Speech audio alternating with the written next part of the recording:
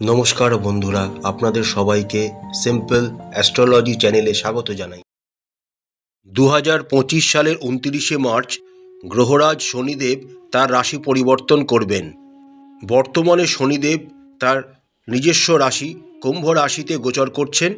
29শে March 2025 কুম্ভ রাশি থেকে তিনি মীন রাশিতে গোচর করা শুরু করবেন।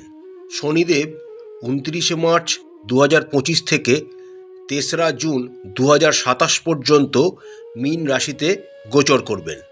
মীন রাশিতে গোচরকালে শনিদেব পূর্ব ভাদ্রপদ নক্ষত্র, উত্তর ভাদ্রপদ নক্ষত্র এবং রেবতী নক্ষত্রের উপর দিয়ে গমন করবেন। শনিদেবের মীন রাশিতে গোচরকালে শনিদেব তার তৃতীয় দৃষ্টি বৃষ রাশিতে, সপ্তম দৃষ্টি কন্যা রাশিতে এবং তার দশম দৃষ্টি ধনু রাশিতে প্রেরণ করবেন। এবার আমরা দেখে নিই শনিদেবের এই গোচর মেষ রাশির জাতক জাতিকাদের জীবনে কী প্রভাব বিস্তার করতে চলেছে। মেষ রাশির ক্ষেত্রে শনিদেব হলেন দশম এবং একাদশ ঘরের অধিপতি। আগামী 29শে মার্চ 2025 শনিদেব, যিনি আপনাদের দশম ও একাদশ ঘরের অধিপতি, আপনাদের রাশির সাপেক্ষে দ্বাদশ ঘরে গোচর শুরু করতে চলেছেন, অর্থাৎ আপনাদের সাড়ে সাতি আরম্ভ হতে চলেছে। শনিদেব হলেন কঠোর পরিশ্রম এবং শৃঙ্খলার গ্রহ। আগামী 2.5 বছর আপনারা আপনাদের জীবনযাপন কিভাবে করছেন তার উপর এই সাড়ে সাতির ফল আপনারা পেতে চলেছেন। যদি আপনারা শৃঙ্খলাবদ্ধ এবং পরিশ্রম করে নিজের জীবনযাপন করতে পারেন, তাহলে শনিদেব আপনাদের খুব ভালো ফল প্রদান করবেন। সাড়ে সাথে বলি শনিদেব যে খারাপ ফল প্রদান করবেন এমনটা নয়, কিন্তু সুতরাং ভয় পাবেন না প্রথম থেকেই। কর্মজীবনের দিক থেকে মেষ রাশির জাতক জাতিকাদের আগামী 2.5 বছর কিছু বাধাপ্রাপ্তির যোগ দেখা যাচ্ছে। আপনাদের জীবনে কাজের চাপ বৃদ্ধি পাবে, তার সাথে সাথে মানসিক চাপও আপনাদের ওপর ধীরে ধীরে বৃদ্ধি হতে দেখা যাবে। তাই চেষ্টা করবেন একটি সময়সূচি তৈরি করে নিজের কাজগুলিকে সম্পাদন করার, এতে আপনাদের অনেক সুবিধা হবে। যে সমস্ত জাতক জাতিকারা এখনও চাকরি পাননি বা ফ্রেশাররা, তারা ছোট কোনো সুযোগ পেতে পারেন যা ভবিষ্যতে বড় সুযোগের দিকে এগিয়ে নিয়ে যেতে পারে। যেসব মেষ রাশির জাতক জাতিকারা কর্ম পরিবর্তনের জন্য চেষ্টা করছেন বা ইচ্ছা আছে, তারা 29শে মার্চের আগে করতে পারেন, তারপর করবেন না, কারণ সময়টা একদমই অনুকূল হবে না কর্ম পরিবর্তনের জন্য। যে সমস্ত মেষ রাশির জাতক জাতিকারা ব্যবসার সাথে যুক্ত রয়েছেন, তারা কৌশলগত অংশীদারিত্ব এবং সহযোগিতা পেতে পারবেন।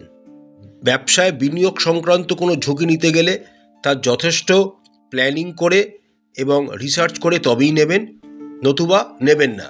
নিজের কাস্টমারদের সাথে এবং আপনার তলায় যেসব কর্মচারী আছে বা আপনার ব্যবসাতে যারা কর্মরত রয়েছেন, যাদেরকে আপনি মাইনে দিচ্ছেন, তাদের সাথে সুব্যবহার করবেন, তাদের সাথে সুন্দরভাবে যোগাযোগ বজায় রাখবেন।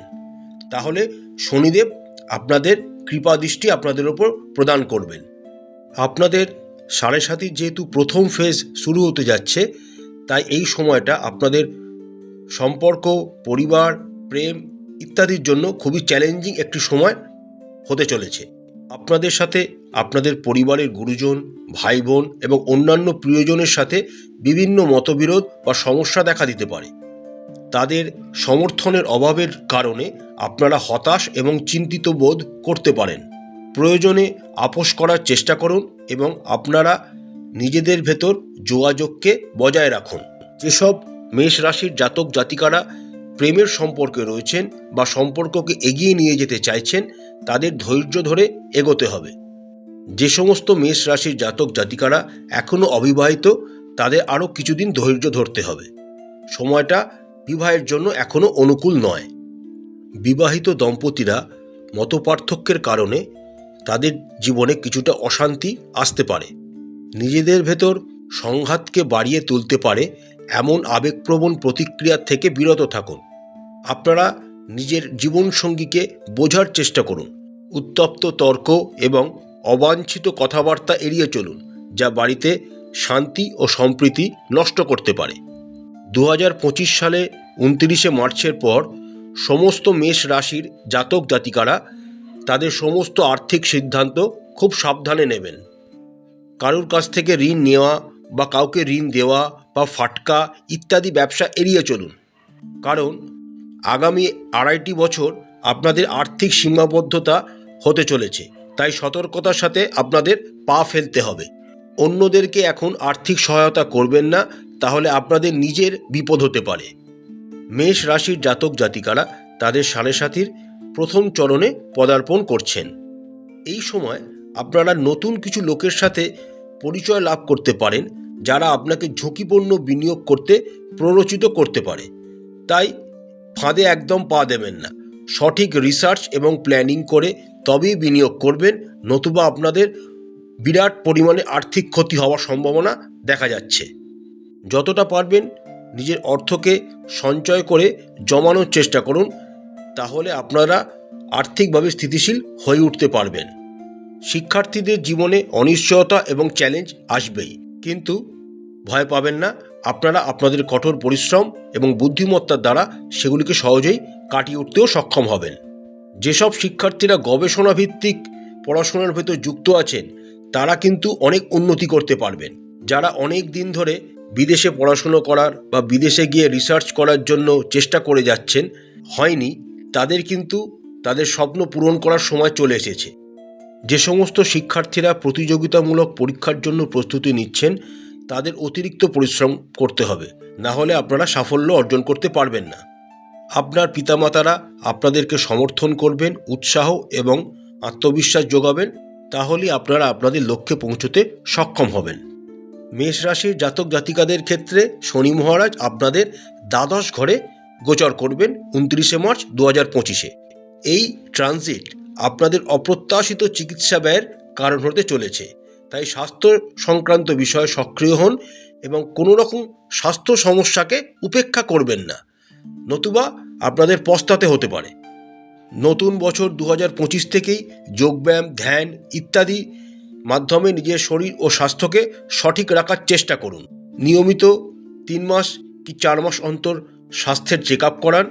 স্বাস্থ্যের উদ্বেগজনক কোনো সমস্যা দেখা দিলে তা দ্রুত সমাধান করার চেষ্টা করুন, কারণ সবসময় জানবেন প্রাথমিক শনাক্তকরণ একটি জীবন রক্ষাকারী পদক্ষেপ হতে পারে।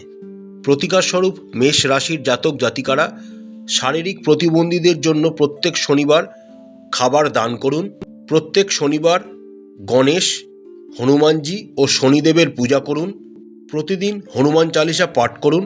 যদি পাঠ করার সময় না পান, তাহলে আপনারা শুনতেও পারেন। গরিব এবং গৃহহীন লোকেদের শনিবার কম্বল এবং কাপড় প্রদান করুন। শনিবার মদ্যপান এবং আমিষ জাতীয় খাবার থেকে নিজেদেরকে বিরত রাখুন। প্রত্যেক শনিবার কুকুর, কাক এবং পাখিদের খাবার এবং জল সরবরাহ করুন, এবং যদি সম্ভব হয় কোনো নার্সিংহোম বা দাতব্য চিকিৎসালয়ে কিছু অর্থ নিজের সামর্থ্য মতো দান করুন। আশা করছি বন্ধুরা, আজকের ভিডিওটি আপনাদের ভালো লেগেছে। মা তারা আপনাদের মঙ্গল করুন। আমাদের চ্যানেলটি আপনাদের ভালো লাগলে লাইক করবেন, শেয়ার করবেন, কমেন্ট বক্সে কমেন্ট করে জানাবেন, আর অবশ্যই সাবস্ক্রাইব করে আমাদের চ্যানেলটির পাশে থাকবেন। নমস্কার।